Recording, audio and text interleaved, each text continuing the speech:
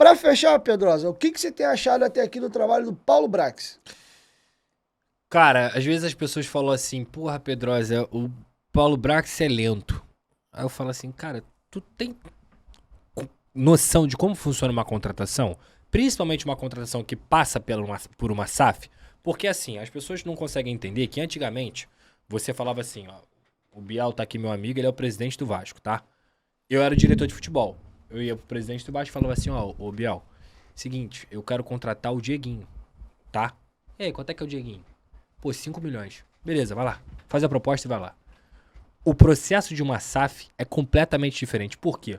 O Biel, no final das contas, ele tinha uma responsabilidade moral sobre aquilo ali. Ele não tinha uma responsabilidade financeira. Ele não era dono do jogador. Então, uma SAF, ela funciona como? O jogador é produto, meu amigo. O jogador é produto. Tu vai querer comprar um produto ruim, Dieguinho? Muito pelo contrário. Tu com certeza vai abrir lá o site e vai pesquisar, vai ver onde está mais barato. Mas será que esse mais barato é o melhor? Será que esse vai funcionar da forma que eu quero? Às vezes eu prefiro comprar o mais caro que funciona melhor dessa forma aqui. Então, a SAF, ela analisa um jogador de uma forma que o clube associativo não analisava. Então, o Paulo Brax, ele é uma peça crucial, importante nesse motor, mas que ele muito mais acelera do que chega, tá ligado? Pra ele chegar, ele precisa da 777. E vou dar o exemplo do Pedro Raul. Ele acertou com o Pedro Raul, ó. E a gente conversou isso, ó. Muito tempo. Há muito tempo. Muito antes do Pedro Raul ter sido anunciado. O Pedro Raul só tava esperando. Na semana que eu, inclusive, falei isso, que eu dei a notícia, a 777 ligou pros empresários do Pedro Raul.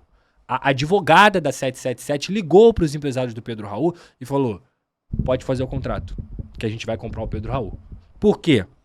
Eu perguntei isso pro Paulo Brax e ele, nós temos a nossa avaliação interna, o nosso trabalho de scout, mas também tem uma avaliação da 777. Então isso muitas vezes demora. Quando ele foi para a Europa e ele volta do tour dele na Europa, ele fala isso em entrevista, inclusive nessa resposta, que o Vasco já tinha mais de 20 nomes aprovados. Isso quer dizer que o Vasco vai contratar esses 20 nomes? Não, porque a negociação tem várias nuances. Essa do Capasso é um exemplo delas. O Capasso está aprovado.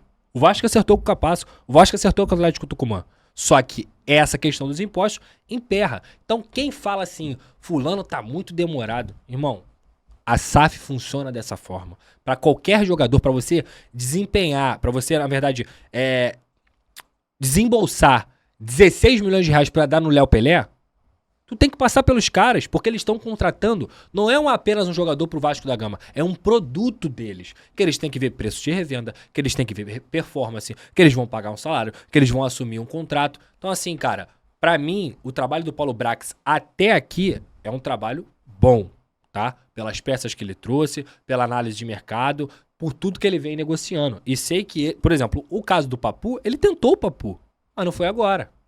Então a bomba explodiu quando já não tinha mais nada, tá entendendo? Mas ele tentou, ele procurou. E eu sei que ele tá forte no mercado. A informação é que o Vasco vai contratar um grande volante. O Vasco tentou o Arangues também, mas pra agora. Pro meio do ano, nesse momento, não é interessante pro Vasco. O Vasco precisa de um jogador agora, entendeu? O Jair era um interesse que eu já sabia, ó, há muito tempo. Mas entre interesse e fazer proposta, ó, é um abismo. Tá ligado? Não é uma parada que o Vasco liga pro Rodrigo Caetano, olha só, eu quero comprar o Jair. Não, cara. Você tem que ter a aprovação da 777, você tem que ter a vontade do jogador. Uma negociação, ela tem vários nuances. Tem negociação que acontece em 5 minutos. Tem negociação que demora um mês.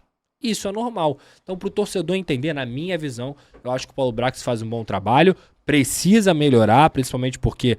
E acho que ele tem... Não tenho certeza que ele tem essa consciência de que mais contratações ele precisa fazer. Porém, o que eu vou falar desse cara? Até agora, eu tenho alguma coisa pra falar negativa dele? Pô, não tenho, cara. Não tenho mesmo, entendeu? Tipo, negativa, nesse momento, não tenho nada. Eu acho que o Hã? 2008. Eu achei até estranho. Boa, boa. O próprio Paulo, eu percebi que até a postura dele acho que mudou. Eu senti ele no começo muito pilhado, porque assim...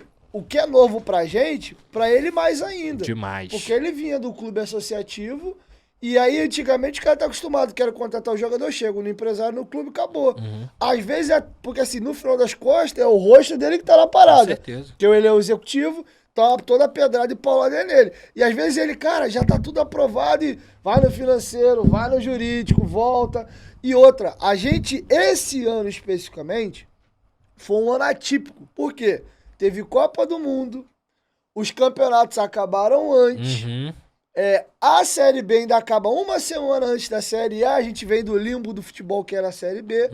E a gente percebeu depois, agora do processo caminhado, que foi um mês de férias, irmão, pra todo mundo. O negócio só começou depois da Copa do Mundo. Ninguém tava contratando, Dieguinho. Qual era o time que tava contratando? Esporadicamente, um ali, Capixaba que foi no Red Bull, aqui, um treinador que renovou, saiu, foi nada. isso. Não teve contratação, pô. Os maiores clubes do Brasil não contrataram, Flamengo e Palmeiras, pô.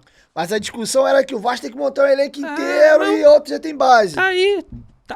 Tem uma base hoje em dia. Agora já Você tem que tirar alguns jogadores ainda, enxugar esse elenco, isso é fato. Tem jogadores ali que, com todo respeito, não tem condições de continuar nesse ano no Vasco da Gama. Isso tá sendo feito e você tem que trazer peça de qualidade. Se você não trouxer peça de qualidade, tu vai sofrer. Não tem jeito. Ainda mais Série A, que tecnicamente é um nível acima. Então, assim, até aqui é um trabalho satisfatório pra mim. Não, também acho. E voltando no que eu tava falando, eu percebi que o Paulo mudou. O Paulo tava pilhadão no começo, você via às vezes até meio enfadonho pra falar com a imprensa, no tal do Vasco não é Big Brother, ele tava meio assim. Agora que os bonecos já foram chegando, o negócio caminhou, eu tô sentindo ele já chega até na sala lá pra falar com a gente mais leve. Ele é o ser humano, né, cara? Sim. Um ser humano cheio de anseios, um ser humano cheio de vontade de fazer acontecer. Ele é novo no futebol, então assim, ele tá começando a construir. A vinda do Abel ajuda muito ele, a vinda do Abel ajuda muito o Barbieri. Então, assim, cara, é natural, ele é um profissional que ele quer mostrar trabalho também. As pessoas, realmente, elas falam muitas e muitas coisas sem saber, sem ter profundidade. Eu, em tudo que eu pude, e aí, vou mandar mais uma vez aqui, se a diretoria do Vasco ficou chateada por alguma coisa que a gente cobrou lá na transmissão, desculpa, não acompanho o trabalho.